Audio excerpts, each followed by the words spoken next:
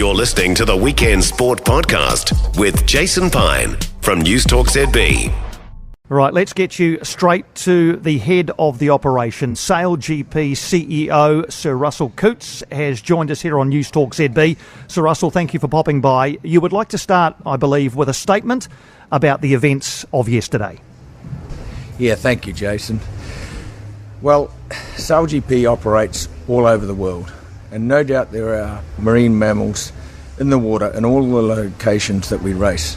And to date, we've never had an incident in 35 events. Our people and our athletes care deeply about the marine environment, marine conservation and the overall environment. In addition to SailGP's normal marine mammal protocols, SailGP have had this extreme marine mammal mandatory protocol forced upon it, demanded by the Department of Conservation, ECAN and Ngāti Wheki for this event. Otherwise, SailGP would not be permitted to race here in Lyttelton. Other harbour users, including commercial users, are not subjected to such protocols. In particular, Guy Harris, the harbour master, has been extremely restrictive in prohibiting practice for the international teams, including this morning, where the international teams were desperately seeking his approval to allow them much needed time on the water. He refused without giving any reasons. Earlier this week, he also stated to me that because SailGP is a commercial entity, other non-commercial entities and views have priority. Unfortunately, yesterday was another example of there being almost no balance in the decision-making, another example of New Zealand being handcuffed by unprecedented layers of bureaucracy and red tape. I find it astonishing the amount of influence the iwi have over authorities here in New Zealand. The Department of Conservation would not allow racing in Lyttelton unless SailGP had approval from the iwi. I suspect most New Zealanders don't realise the full implications of such a stance. It's been my experience throughout my long career connected with the ocean that dolphins are extremely intelligent mammals and are inherently aware of boats around them. The Hector's dolphin is not an endangered species, as Otago University professor Liz Lyttelton recently claimed. That was a lie.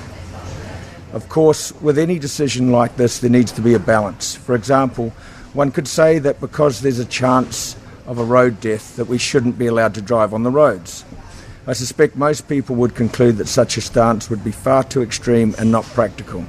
Inherently, as a society, we accept an element of risk in our daily lives.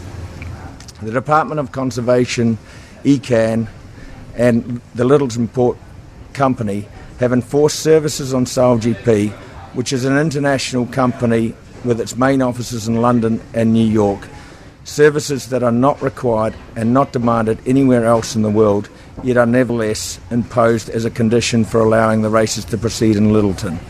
The cost for those unrequired services total approximately $300,000. In addition to that, there are 11 so-called expert dolphin observers that are being paid $600 per day each, plus their expenses, in a program that totals $78,000.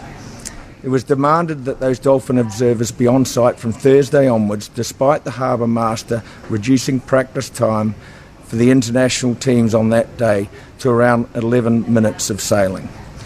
These are costs and services that SailGP doesn't face anywhere else in the world. In conducting this event, SailGP alone is spending approximately $5.5 million in the local economy. Of course, our international teams also go to considerable effort and expense to send their teams to New Zealand to compete, and it's fair to say that they are also not happy with the way this program is being managed. SailGP distributes live broadcasts to 212 territories worldwide, and many of those broadcasters, including CBS in the United States, turn the feed off well before the conclusion of the live broadcast window. There are a lot of considerations in managing an event like this, yet almost none of those are being properly considered by the environmental and harbour authorities here in Christchurch. The fact is, almost all of the people here in Christchurch are incredibly supportive and positive. I'd like to thank all of those people who made us feel so welcome here. And I feel sorry for the fans, local businesses, and all of the people that are so proud of this incredible city that this event has been so disruptive.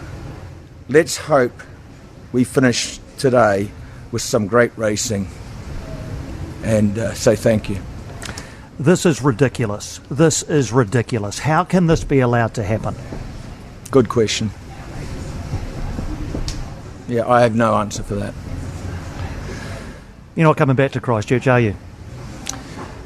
I don't. The feedback I've had from the teams is that this just isn't working.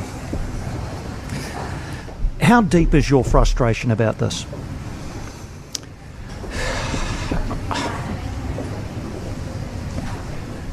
It's deep. Yeah, I'm incredibly proud of what we do here in New Zealand, and to have this happen is really disappointing. I can see how this isn't just a commercial thing for you. This is deep in your blood. Sailing is in your blood and in your home event. Well, this is an incredible showcase for New Zealand. You know, this the vast majority of people here are incredibly proud of our country, of what we stand for, and you know, I think that's shared, you know, amongst most people. What range of emotions did you go through yesterday as you watched on in, I guess, you know, completely unable to do anything about it? Yeah, it's just incredibly disappointing. You know, there's not much more I can add to that. I think Russell's probably said everything he's going to say. Thank you. The sailors, can you give us an indication of their feedback to you? Well, the sailors and the team principals, I've had a lot of feedback overnight from them.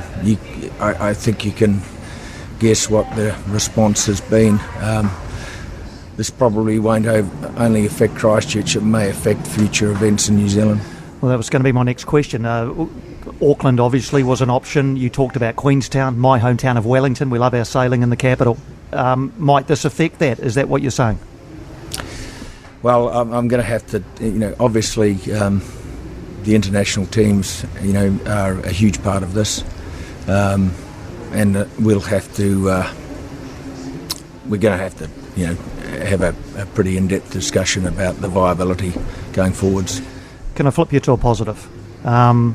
Racing conditions yesterday were absolutely amazing. Epic. If the Dolphins stay off the course today, similar sort of conditions, right? The crowds and the scene yesterday was amazing. You know, it really is incredible. It's an incredible venue, incredible city. You know, so yeah, I'm just disappointed for the people here. I think it's very disappointing. Thank you. Thanks, Jason. Okay, what's your message to the fans? Let's have a great day today. Let's finish on a high. Great to see you, Russell. Thanks for popping by. Thank you. Sir Russell Coutts there. Well, you can make your own mind up there, and you don't have to join too many dots. A very honest, and I can tell you, a very emotional Sir Russell Coutts is now walking away from our broadcast position here. Very keen to hear your feedback. 0800 80 10 80. Lines are open. This seems to me to be utterly ridiculous. That so many obstacles can be put in place of an event of this magnitude. That a small number of minority interests can be allowed to hijack an event like this. The sailors have, and I'm sure will continue to be, diplomatic about the marine mammal management protocols, but privately they will be anywhere from extremely disappointed to a little bit angry about this. As Sir Russell said, they spend millions and millions of dollars moving sailors and boats and equipment all around the world and putting on events of this magnitude, which I have to tell you yesterday, the crowd who turned up here were, you have to give it to them, because even in the absence of racing, they had a terrific time, but they were here for the racing. They were here for the sailing, and they didn't get to see any of it. The loser here will be Christchurch And as you heard there from Sir Russell Coutts, New Zealand, the future of the event here in New Zealand is now in serious doubt, which would be an enormous shame. An enormous shame. For more from Weekend Sport with Jason Pine, listen live to News Talk ZB weekends from midday or follow the podcast on iHeartRadio.